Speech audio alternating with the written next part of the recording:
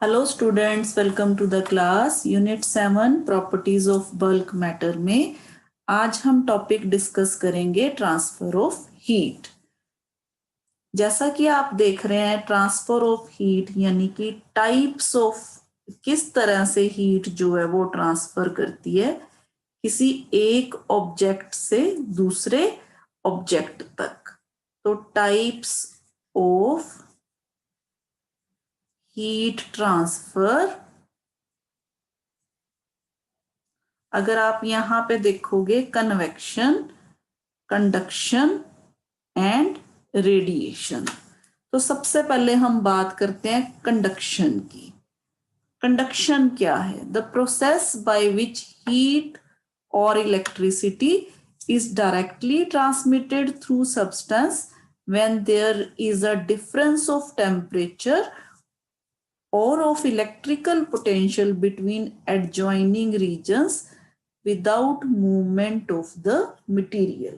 तो यहाँ पे हम हीट की अगर बात करें, मान लीजिए आपके पास कोई रॉड है, ये जिस तरह से, अगर आप इस रॉड के एक एंड को हीट देना शुरू करोगे तो क्या होता है, इस रॉड के एक एंड से दूसरे एंड तक हीट जो है वो फ्लो करके चले जाती है।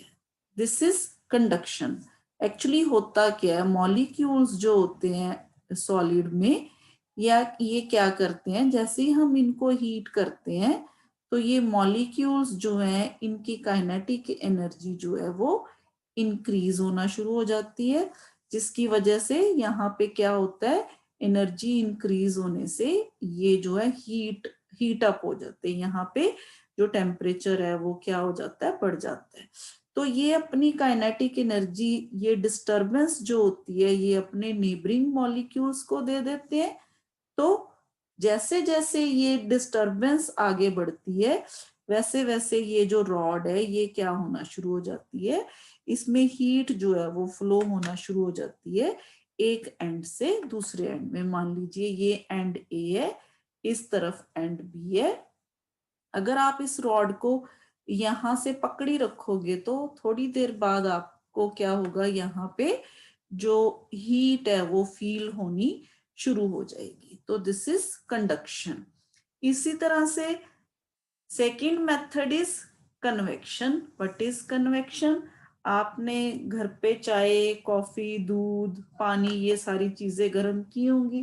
तो उसमें क्या होता है, कन्वेक्शन में क्या होता है, जिस तरह से जैसे ही हम किसी लिक्विड को, मान लीजिए यहाँ पे हमने बर्नर पे रखा, हमने उसको हीट किया, तो इसमें क्या होता है, कन्वेक्शन में क्या होता है कि जो नीचे वाला पोर्शन होता है, हीट के पास वाला जो लिक्विड का पोर्शन है वो गर्म हो जाता है। गर्म होने से क्या होता है, गर्म होने की वजह से वो हल्का हो जाता है, और हल्का होने की वजह से वो राइज कर जाता है, ऊपर चला जाता है। और ऊपर से जो ठंडा लिक्विड है वो हैवी होने की वजह से, ड्यू टू ग्रेविटी, वो जो लिक्विड है वो नीचे को उसकी जगह ले लेता है, जो लिक्विड ऊपर चला जाता है।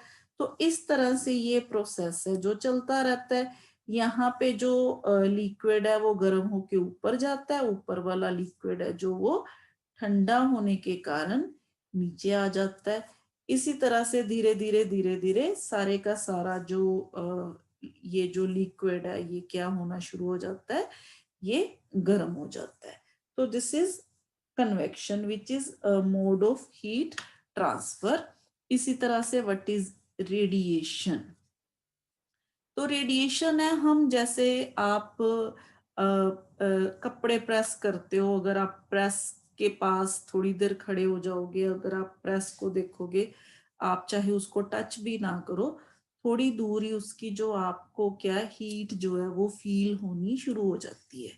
तो this is radiation, the emission of energy as electromagnetic waves or as moving subatomic particles, especially high energy particles that cause ionization। जैसे आपने देखा जो सन की लाइट है, हमारे तक पहुंचती है, सन की एनर्जी, सन की जब जब हम सूर्य में सन में खड़े होते हैं, धूप में खड़े होते हैं, तो हमें क्या गर्मी फील होती है। This is due to radiation. ये इलेक्ट्रोमैग्नेटिक वेव्स की वजह से होता है। इलेक्ट्रोमैग्नेटिक वेव्स क्या, ये हम ज्यादा डिटेल में +2 में जाके पढ़ेंगे। मैं आपको बता दूं, इलेक्ट्रोमैग्नेटिक रेडिएशंस जो इलेक्ट्रिक और मैग्नेटिक वेव्स को मिला के रेडिएशंस बनती है। जैसे जो लाइट है, जो सूर्य की किरणें हमारे तक पहुंचती है, लाइट हमारे तक पहुंचती है, इसको हम इलेक्ट्रोमैग्नेटिक वेव्स कहते हैं। ठीक है, तो ये इसके बारे में डिटेल में हम पढ़ेंगे जाके नेक्स्ट क्लास में। तो अभी के लिए इतना ही। अभी अगर आप यहाँ पे एग्जाम्पल देखो, तो आप यहाँ पे देखोगे, ये एक एग्जाम्पल है जिसमें तीनों चीजें बताई गई हैं। जैसे मान लीजिए हम सूप बना रहे हैं, तो soup is heated in the pan by convection, the hot soup rises, cool soup falls to take the hot soup's place. So this is convection. This is convection. Now, pan handle is an insulator and does not conduct heat very well. This is conduction. Or heat energy from the stove is transferred to the pan by conduction. तो ये है हमारे पास, ये heat energy जो है ये conduction की वजह से जो ये पैन है ये क्या हो रहा है, गर्म हो रहा है। तो दिस इज कंडक्शन। तो यहाँ पे क्या है, ये हैंडल लगाने का क्या मकसद होता है कि ये जो कंडक्शन हो रही है यहाँ पे जाके इंसुलेटर का काम करता है ये हैंडल, और जो हमारे हाथ हैं उन तक जो हीट है वो नहीं पहुंच पाती। तो this is conduction, this is convection. And यहाँ पे कंडक्शन को रोकने के लिए जो हैंडल है वो इंसुलेटर का काम कर रहा है। इसी तरह से अगर आप यहाँ पे इसके नजदीक हाथ करोगे अपने, तो आपको यहाँ पे हीट फील होगी, तो विच इज रेडिएशन। अगर आप बिना टच करे यहाँ पे पास इसके हाथ करोगे आपका, तो आपको क्या फील होगा, गर्मी फील होगी, विच इज रेडिएशन। तो ये तो थी different example modes of heat transfer. अब आप देखोगे अगर steady state in thermal condition conduction क्या होता है। थर्मल कंडक्शन की हमने बात की। जैसे हमारे पास मान लीजिए यहाँ पे ये एक तरह की रॉड है, मेटल की रॉड है मान लीजिए। इस रॉड को हम गरम करेंगे, हॉट एंड है ये, ठीक है। तो इस एंड तक क्या होगा, मान लीजिए ये एंड ए है और ये एंड बी है। जैसे ही हम इस एंड को गर्म करेंगे, धीरे धीरे हीट का फ्लो जो है वो इस डायरेक्शन में भी होगा, और ये वाला एंड जो है वो क्या हो जाएगा, थोड़ी देर बाद ये वाला एंड भी है जो वो गर्म होना शुरू हो जाएगा। तो अब हम इसमें डिस्कस करेंगे दो चीजें, एक व्हाट इज वेरिएबल स्टेट और एक स्टेडी स्टेट, और हम इसमें डिस्कस करेंगे व्हाट इज टेम्परेचर ग्रेडियंट।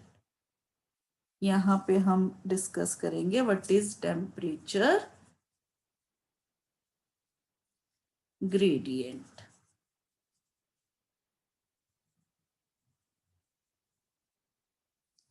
तो सबसे पहले देखते हैं व्हाट इज वेरिएबल स्टेट। तो जैसे ही हमने ये वाला एंड गर्म किया, मान लीजिए हम यहाँ पे ये एक पोर्शन जो है रोड का वो कंसीडर कर लेते हैं, ठीक है। मान लीजिए ये एक छोटा सा पोर्शन है रॉड का, हमने कंसीडर किया। अब आपको पता है जैसे जैसे हीट फ्लो करेगी, सबसे पहले इस रोड का ये वाला एंड है, ये वाला पोर्शन है, ये इसका टेम्परेचर जो है वो बढ़ेगा, इस रॉड इस पोर्शन का, ठीक है। थोड़ी देर बाद इस पोर्शन में से हीट जो है वो इस पोर्शन में जाएगी। तो सबसे पहले क्या होता है, मान लीजिए इतने इतने पार्ट में जैसे ही हम इसको हीट करते हैं तो ये वाला पोर्शन क्या करता है, ये कुछ हीट को एब्जॉर्ब कर लेता है, कुछ हीट को क्या करता है इस पार्ट में कंडक्ट कर देता है, और कुछ हीट जो है वो रेडिएशन की फॉर्म में जो वो है वो क्या हो जाती है, खर्च हो जाती है। तो इस स्टेज में अगर आप देखोगे तो इस स्टेज को हम बोलते हैं वेरिएबल स्टेट, यानी कि यहाँ पे जो टेम्परेचर है ना वो यहाँ पे डिफरेंट है, यहाँ पे डिफरेंट है, और इसका भी जो टेम्परेचर है इस पोर्शन का, ये अभी क्या हो रहा है, एक हिसाब से चेंज कर रहा है। थोड़ी देर और गर्म करते रहिए इसको, तो थोड़ी देर बाद आप क्या देखोगे, अगर आप यहाँ एक थर्मोमीटर फिट कर दोगे, यहाँ पे भी एक थर्मोमीटर फिट कर दोगे, तो थोड़ी देर बाद आप देखोगे चाहे इस पोर्शन का और इस पोर्शन का दोनों का टेम्परेचर डिफरेंट है, लेकिन यहाँ पे जो थर्मामीटर लगाया ना हमने, ये सेम रीडिंग दे रहा है, और यहाँ पे भी जो टेम्परेचर है वो सेम रीडिंग आ रही है हमें। यानी कि एक स्टेज ऐसी आ जाती है जब ये अगर क्रॉस सेक्शन मान ले हम इस रॉड का, तो इस क्रॉस सेक्शन का टेम्परेचर जो है वो सेम फिक्स हो जाता है, और इस रॉड का इस क्रॉस सेक्शन का टेम्परेचर जो है वो फिक्स हो जाता है। तो उस स्टेट को हम क्या कहते हैं, स्टडी स्टेट कहते हैं। इसी तरह से डिफरेंट क्रॉस सेक्शन यहाँ पे, यहाँ पे, यहाँ पे, यहाँ पे, आप कहीं पे भी यहाँ डिफरेंट डिफरेंट पॉइंट्स पे अगर आप थर्मोमीटर्स फिट कर दो, तो आप देखोगे चाहे हर एक थर्मामीटर पे टेम्परेचर की रीडिंग डिफरेंट है, लेकिन हर एक पोर्शन का जो टेम्परेचर है वो क्या रहेगा, वो आपको सेम रीडिंग देगा। तो इस स्टेज को हम क्या कहते हैं, स्टडी स्टेज कहते हैं। तो इसी तरह से अगर आप देखो तो आपको ये पता चलेगा यहां से कि different parts of the rod are at different temperature, but temperature of each part remains constant, यानी कि ईच पार्ट का टेम्परेचर जो है वो कांस्टेंट रहेगा। Every transverse section of the rod is an isothermal surface की तरह वो बिहेव करेगा। इसी तरह से temperature decreases as we move away from the hot end, जैसे जैसे हम इस तरफ जाएंगे तो टेम्परेचर जो है वो थर्मामीटर पे टेम्परेचर की रीडिंग जो है इस तरह से, मान लीजिए ये कितने सारे हमने थर्मामीटर्स फिट किए हुए हैं, तो आप देखोगे जो टेम्परेचर की रीडिंग है वो इस तरह से डिक्रीज होती हुई नजर आएगी आपको ए से बी की तरफ जब आप जाओगे।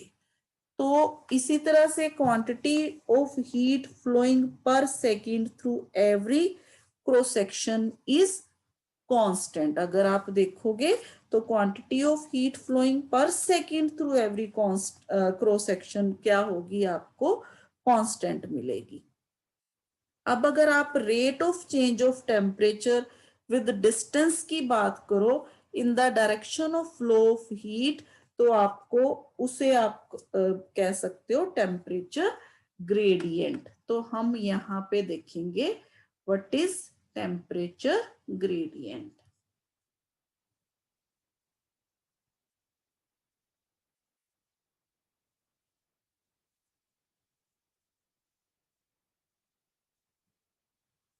तो टेम्परेचर ग्रेडियंट क्या होता है, rate of change of temperature, यहाँ पे आप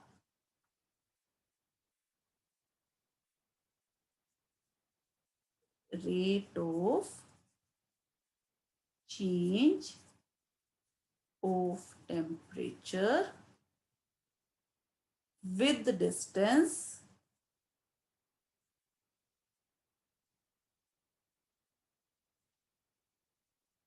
in the direction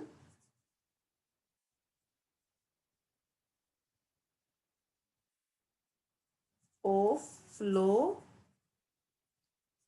of heat is called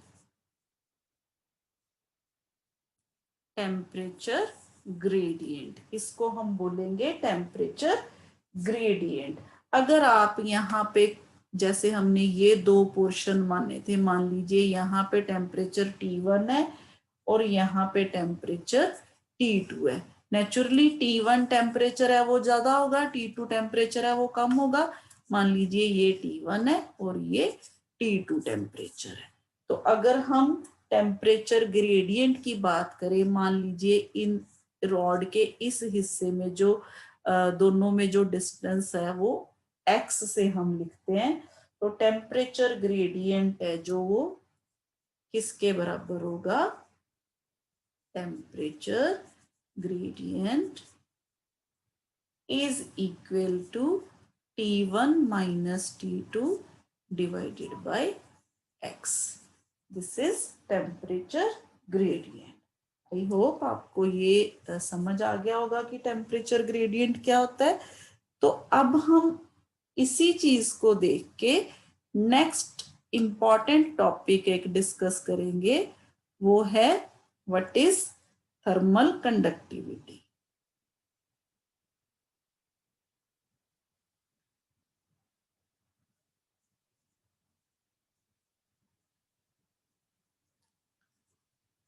thermal conductivity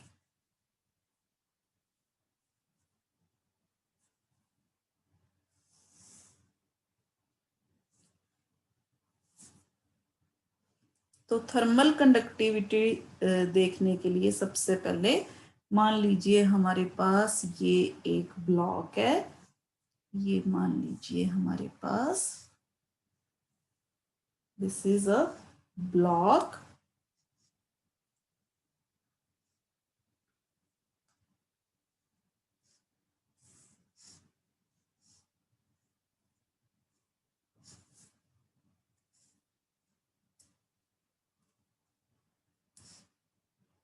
मान लीजिए ये ब्लॉक की हमारे पास थिकनेस है x और ये फेस और ये फेस दोनों डिफरेंट टेम्परेचर्स पे हैं। मान लीजिए यहाँ पे टेम्परेचर जो है वो T1 है और यहाँ पे टेम्परेचर जो है वो T2 है। यानी कि अगर हम इस फेस की बात करें तो दिस इज हॉट फेस। यहाँ पे अगर हम इसकी बात करें दिस इज हॉट फेस, और दूसरी तरफ अगर हम बात करें तो दिस इज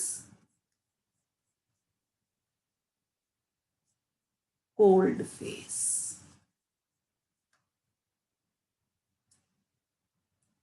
और अगर हम हीट फ्लो की बात करें तो हीट इस तरह से फ्लो कर रही है, this is direction of flow of heat. और अगर हम एरिया की बात करें दिस फेस, अगर हम इस फेस के एरिया की बात करें तो ए इज, यहाँ पे हम कहेंगे cross sectional area, A is cross sectional area, this is cross sectional area यहाँ पे।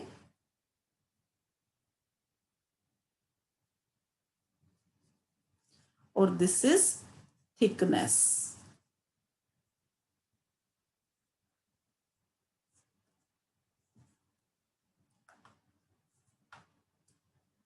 तो ये दो ऑपोजिट फेसेस हैं, ये T1 और T2 टेम्परेचर पे हैं, तो naturally T1 is greater than T2, क्योंकि हमने यहाँ पे इसको बोला हॉट फेस और इसको बोला हमने cold face.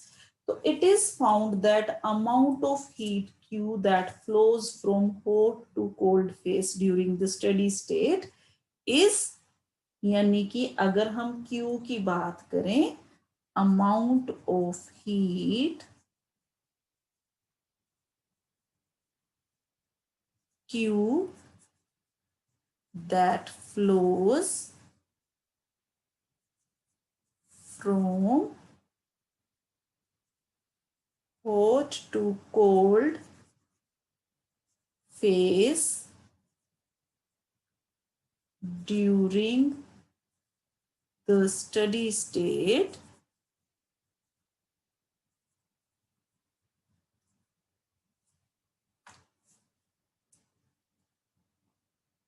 number 1. It is directly proportional to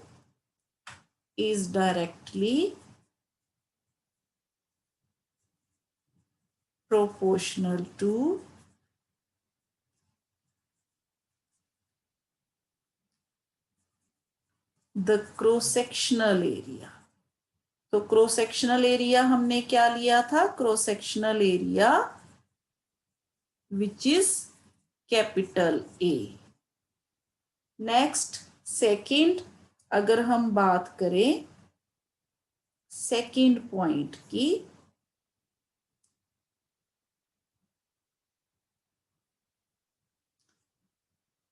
is directly proportional to the temperature difference. Temperature difference क्या है यहाँ पे? यहाँ T1, यहाँ T2, तो टेम्परेचर डिफरेंस क्या हो जाएगा? T1 minus T2 between the opposite faces. इसी तरह से अगर आप नेक्स्ट पॉइंट की बात करो तो next point is directly proportional to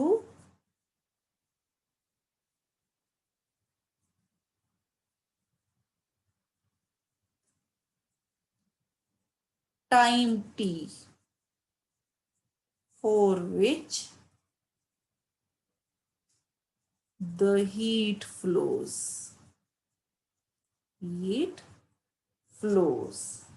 इसी तरह से थिकनेस के इनवर्सली प्रोपोर्शनल होगा.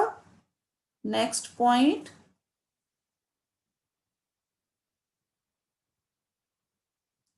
Inversely proportional to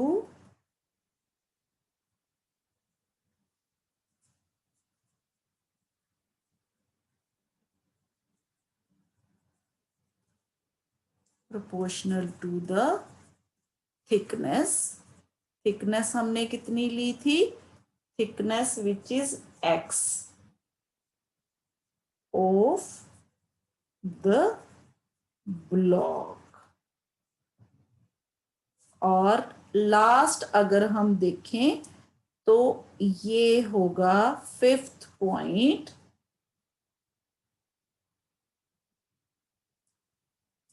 depends upon the nature of the material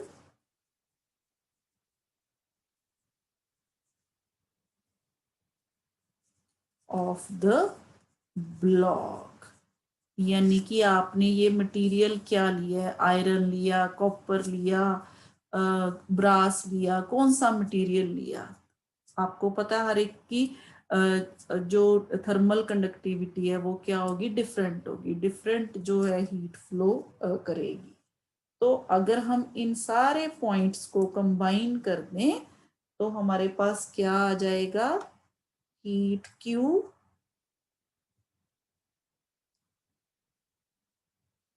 Q is proportional to, number 1 हमने कहा क्रॉस सेक्शनल एरिया, नंबर 2 हमने कहा टेम्परेचर डिफरेंस, नंबर 3 हमने कहा टाइम, और नंबर 4 हमने कहा थिकनेस. तो यहां से अगर हम प्रोपोर्शनलिटी हटा दें तो K लगाएंगे T1 minus T2 into T by x.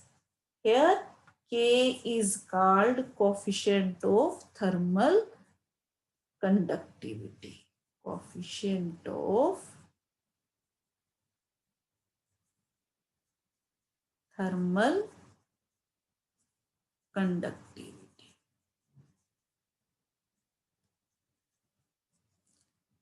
K is a constant, it is constant and called coefficient of thermal conductivity of the given material, of the given material.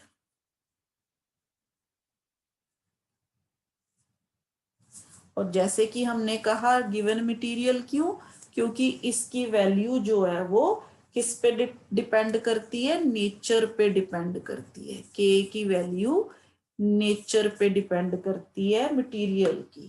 तो कोफिशिएंट ऑफ थर्मल कंडक्टिविटी अगर हम निकालना चाहें ये इस equation में, अगर हम मान लें कि एरिया ऑफ क्रॉस सेक्शन जो है वो 1 के बराबर है, टेम्परेचर डिफरेंस भी यूनिटी है 1 है, इसी तरह से टाइम जो है 1 है, थिकनेस को भी 1 मान लें, तो ये सारी वैल्यूज अगर हम इस इक्वेशन में पुट करें तो यहाँ पे हमारे पास Q और K दोनों क्या आ जाएंगे, सेम आ जाएंगे।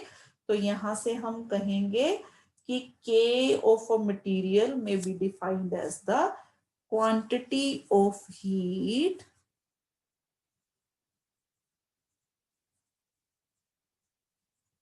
that flows per unit time through a unit cube of the material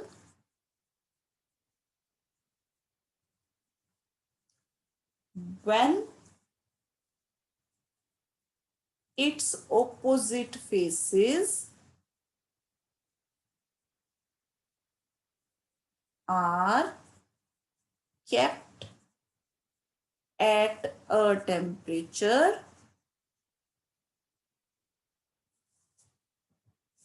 difference of 1 degree. तो यहां से हमारे पास K यानी कि कोफिशिएंट ऑफ थर्मल कंडक्टिविटी की जो वैल्यू है वो आ गई। अब इसी तरह से मान लीजिए हमारे पास जो थिकनेस है, अगर हम मान लीजिए स्मॉल थिकनेस है ब्लॉक की, जो ये जो स्मॉल थिकनेस है हम dx मान लेते हैं। अगर मान लीजिए थिकनेस स्मॉल है, dx है, तो टेम्परेचर का डिफरेंस भी स्मॉल होगा। मान लीजिए dt टेम्परेचर है, पहले हमने T1 माइनस T2 माना था, अब मान लीजिए ये जो टेम्परेचर डिफरेंस है ये स्मॉल है। तो यहां से अगर हम देखें फॉर स्मॉल थिकनेस के लिए तो हम कह सकते हैं for small thickness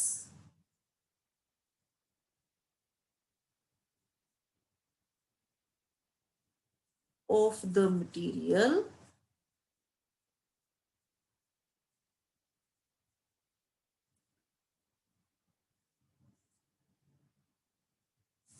heat current यानी कि rate of flow of heat, rate of flow of heat जिसको हम हीट फ्लो कहते हैं और हीट करंट कह सकते हैं, heat current.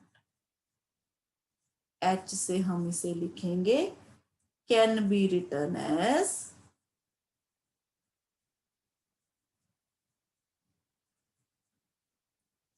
H which is dq by dt।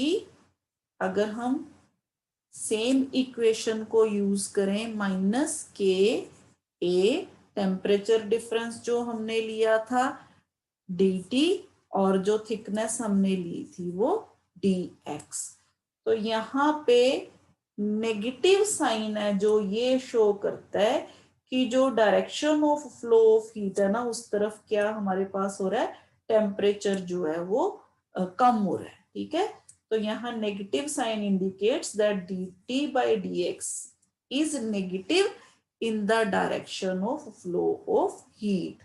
dt by dx is negative in the direction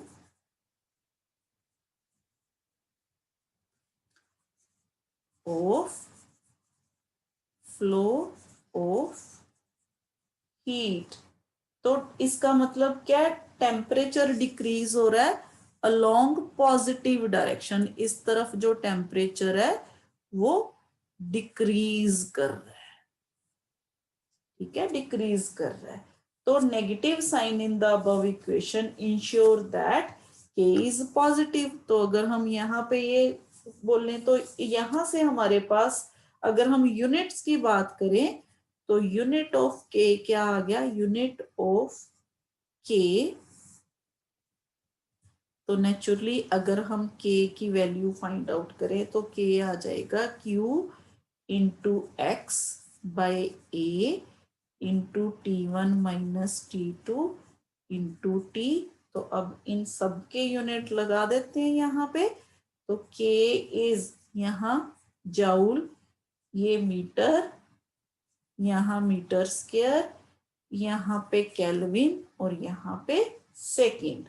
तो यूनिट आ गए हमारे पास जाउल पर सेकंड पर मीटर पर केल्विन, और इसको हम वॉट पर मीटर पर केल्विन भी कह सकते हैं। इसी तरह से CGS में जो यूनिट होंगे के वो होंगे कैलोरी पर सेकंड पर सेंटीमीटर पर डिग्री सेल्सियस। तो यहां से हमें पता चल गया कि थर्मल कंडक्टिविटी क्या होती है और what is coefficient of thermal conductivity. और एक और चीज जो हमने यहां से देखी वो है मेन जो हमने यहाँ पे which is heat current. What is heat current? Heat current, heat current H अभी हमने देखा, Q/T। अगर हम जनरल इसकी बात करें तो the flow of heat per unit time is called heat current, और इसको हम H से लिख सकते हैं flow of heat per unit time. Flow of heat per unit time. तो यहां से हमारे पास जो यूनिट आएंगे यूनिट ऑफ H। तो unit of H simple, this is joule, this is second. तो यूनिट आ गया हमारे पास जाउल पर सेकेंड, और इसको हम बोलते हैं वॉट, यानी कि वॉट। इसी तरह से अगर आप डायमेंशनल फॉर्मूला लिखो, डायमेंशनल फॉर्मूला तो वो आएगा mL2T-3। यहीं से एक और टर्म आती है वो है thermal resistance. What is thermal resistance?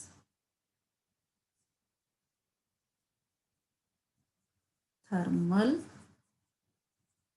Resistance,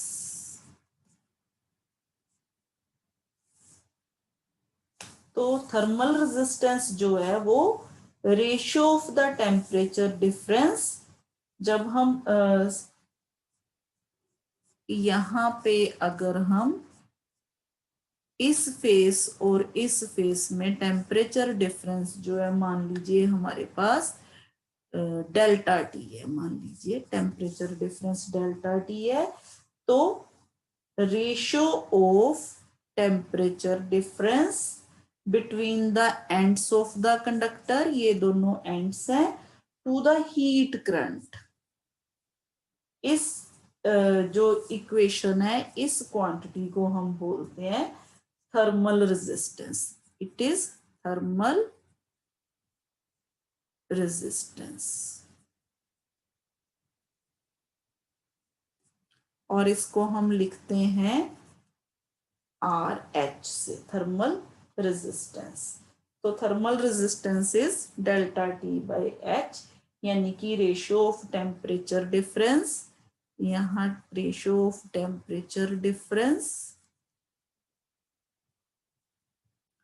to the, ये क्या है हमारे पास, हीट करंट, हीट करंट। तो this is called thermal resistance. अब हमें पता है, अगर हम यहाँ इसकी वैल्यू फाइंड आउट करना चाहिए, अभी हमें पता है, अभी हमने किया Q is equal to K A delta T by delta X, thermal conductivity में अभी हमने किया।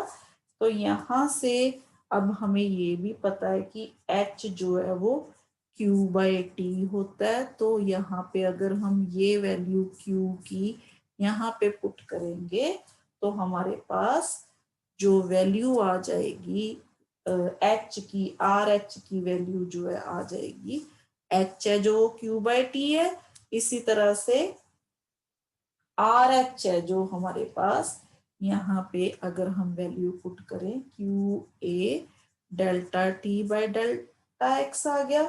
तो नेचुरली अब आर एच क्या है हमारे पास, डेल्टा टी बाई एच। तो डेल्टा टी बाई एच, यहाँ पे डेल्टा टी और एच को इधर ले आओ, तो यहाँ पे आ गया डेल्टा एक्स बाई के इंटू ए, यानी कि इस इक्वेशन से हमने डेल्टा टी बाई एच जो है वो बना लिया। ये यहाँ से और यहाँ से, यहाँ एच को नीचे ले आए और इसको दूसरी तरफ ले गए, तो ये इक्वेशन बन गई हमारे पास। तो यहाँ से अगर आप यूनिट देखो, यूनिट ऑफ डायमेंशन, जो यूनिट आ जाएंगे इसके क्या आ जाएंगे, यहाँ पे ये क्या हमारे पास डेल्टा टी यानी कि टेम्परेचर, विच इज अगर हम देखें केल्विन में, और ये क्या हमारे पास हीट करंट, अभी हमने यहाँ ऊपर ये वाले यूनिट किए जूल पर सेकेंड। तो यहाँ से हमारे पास इसके जो यूनिट आ गए आर एच के, वो आ गए केल्विन डिवाइडेड बाय वॉट, क्योंकि जूल पर सेकंड को हमने वॉट लिखा। तो यहाँ से इसके यूनिट आ गए केल्विन पर वॉट। तो ये है थर्मल रेजिस्टेंस। अगर आप एप्लीकेशंस की बात करो तो बहुत ही सिंपल है एप्लीकेशंस।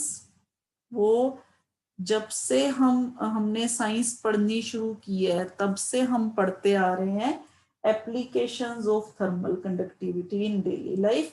जैसे हमें पता है कि in winter a metallic handle appears colder than the जो हमारे पास वुडन डोर है। जैसे जब बहुत ज्यादा सर्दी होती है, हम दरवाजे के हैंडल को हाथ लगाते हैं, तो वो भी हमें क्या अपीयर होता है, ठंडा ठंडा जो है वो फील होता है। तो इसका क्या रीजन है, in winter the human body is at higher temperature than the surrounding objects, as we touch the metallic handle, heat flows from our body to the handle and feels cold, but no heat flows from our body to the wooden door. अगर हम wooden door को touch करें, तो क्योंकि wooden door जो है वो bad conductor होता है, तो जिसकी वजह से कोई हीट जो है वो फ्लो नहीं करती, तो हमें वो जो है वो ठंडा फील नहीं होता। हम पता है ना, हम विंटर में जो मेटल की चीजें होती हैं, उन्हें हम हाथ लगाने से भी जो है वो डरते हैं, क्योंकि हमें पता है वो क्या फील होती है, ठंडी ठंडी फील होती है। इसी तरह से अगर आप कुकिंग यूटेंसिल्स की बात करो, तो कुकिंग यूटेंसिल्स में जो होता है हमारे पास हैंडल जो वो है वो वुडन का होता है या एबोनाइट का होता है। वो भी हमें पता है, क्योंकि जो हीट है वो हमारे हाथों तक ना आए जब हम उसको टच करें। तो इसी तरह से अगर हम देखें, आइस जो होती है वो साडस्ट जो या जो जिसको हम मोटे मोटे कपड़े में जो रैप करके आती है, ताकि जो हीट है वो कंडक्ट ना कर सके और जो आइस है वो जल्दी ना पिघले। तो ये थे आज का हमारा टॉपिक, जिसमें हमने कंडक्टिविटी और थर्मल कंडक्टिविटी के बारे में बात की। तो आज के लिए इतना ही। Thank you.